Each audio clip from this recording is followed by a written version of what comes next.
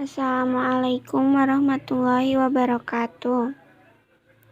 Perkenalkan, nama saya Lulu Atul Holilah, NPM 102210072 dari kelas akuntansi C2. Di sini saya ingin sedikit menjelaskan tentang Ma'rifatul Insan. Ma'rifatul Insan terdiri dari dua kata, yaitu ma'rifat yang artinya mengenal dan insan yang artinya manusia. Maka ma'rifatul insan bisa diartikan sebagai mengenal manusia. Terdapat 5 pokok bahasan di dalam ma'rifatul insan. Yang pertama adalah ta'rif al-insan. Yang kedua, hakikatul insan. Yang ketiga, taqotul insan. Yang keempat, nafsul insan. Dan yang kelima, sifatul insan. Pokok bahasan yang pertama adalah taqotul insan. Manusia adalah salah satu makhluk ciptaan Allah yang memiliki peranan penting dalam kehidupan di muka bumi, dan makhluk yang paling tinggi derajatnya dibandingkan makhluk Allah yang lainnya. Bahkan Allah menyuruh para malaikat bersujud kepada Nabi Adam. Asal penciptaan manusia yaitu dari tanah dan juga ruh. Unsur manusia terdapat hati atau kolbu, akal, dan juga jasad.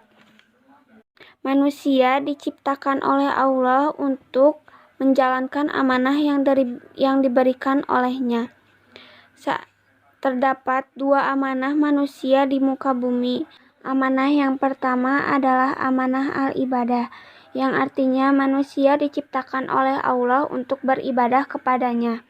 Dan yang kedua adalah amanah al-khulafah, yang artinya manusia diciptakan untuk mengelola bumi dan memberlakukan perintah-perintah Allah Ta'ala di sana.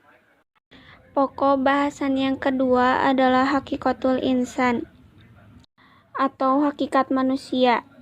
Hakikat manusia yang pertama adalah alal fitrah. Manusia diciptakan alal fitrah, maksudnya adalah diciptakan oleh Allah Ta'ala berada dalam kecenderungan kepada kebenaran dan patuh kepadanya. Sebagian ulama mengatakan bahwa arti fitrah adalah Islam. Hal ini dikatakan oleh Abu Hurairah, Ibnu Syihab, dan lain-lain. Pendapat tersebut dianut oleh kebanyakan ahli tafsir. Yang pertama, lemah. Manusia diciptakan oleh Allah dalam keadaan lemah. Dan yang kedua adalah bodoh. Yang ketiga, fakir. Hakikat yang kedua adalah manusia dimuliakan. Maksudnya adalah manusia adalah salah satu-satunya makhluk Allah yang dimuliakan oleh Allah dari makhluk yang lainnya.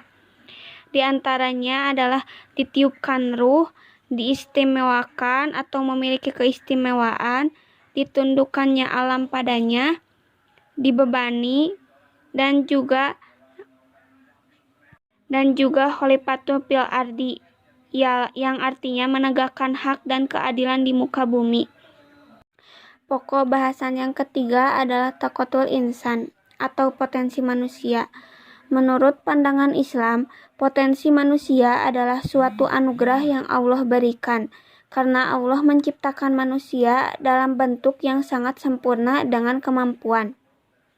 Potensi yang Allah berikan kepada manusia diantaranya adalah potensi pendengaran, potensi penglihatan, dan juga potensi hati. Potensi yang kedua adalah al-mas'uliyah atau tanggung jawab. Manusia memiliki tanggung jawab karena manusia diturunkan oleh Allah adalah untuk beribadah. Jadi, manusia memiliki tanggung jawab untuk beribadah kepada Allah. Potensi yang ketiga adalah al-amanah atau amanah. Sikap amanah merupakan sesuatu yang dipercayakan untuk dijaga, dilindungi, dan dilaksanakan. Dalam perspektif Islam, amanah ditunjukkan dengan perilaku Rasulullah Shallallahu Alaihi Wasallam pada kaum Quraisy, yakni dapat dipercaya dan menjalankan semua aspek kehidupan baik dalam berdagang dan pada hal sosial lainnya. Pokok bahasan yang ketiga adalah nafsul insan atau jiwa manusia. Pengertian nafsu insan. Nafsu berarti sebuah perasaan atau kekuatan emosional yang besar dalam diri seorang manusia. Sedangkan insan berarti manusia. Harus kita sadari, jiwa manusia adalah pangkal kendali baik buruk manusia secara keseluruhan. Allah telah mengilhamkan, memberikan kebebasan memilih kepada jiwa manusia untuk memilih jalan takwa dan juga jalan fujur atau kesesatan. Jiwa manusia dapat dibedakan menjadi 3 keadaan. Yang pertama adalah ruh di atas hawa nafsu, berarti ruh lebih dikuat daripada hawa nafsu. Yang kedua adalah ruh tarik-menarik dengan hawa nafsu. Dan yang terakhir adalah ruh di bawah pengaruh hawa nafsu. Pada kondisi ini manusia akan dikuasai oleh syahwat. Pokok bahasan yang terakhir adalah sifatul insan atau sifat-sifat manusia. Jiwa manusia diberi 2 jalan, yaitu jalan takwa dan jalan fujur atau kesesatan. Yang pertama adalah jalan takwa atau membersihkan jiwa.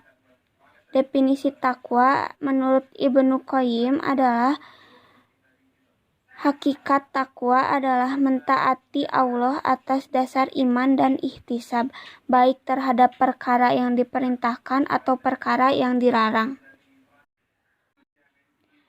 Yang kedua adalah jalan salah atau fujur. Ibnu Qayyim al-Jauziyah menafsirkan akan sangat merugi orang yang mengotori jiwanya sebagaimana firman Allah di dalam Al-Quran surat Asy-Syams ayat 10. Sekian penjelasan dari saya. Terima kasih. Wassalamualaikum warahmatullahi wabarakatuh.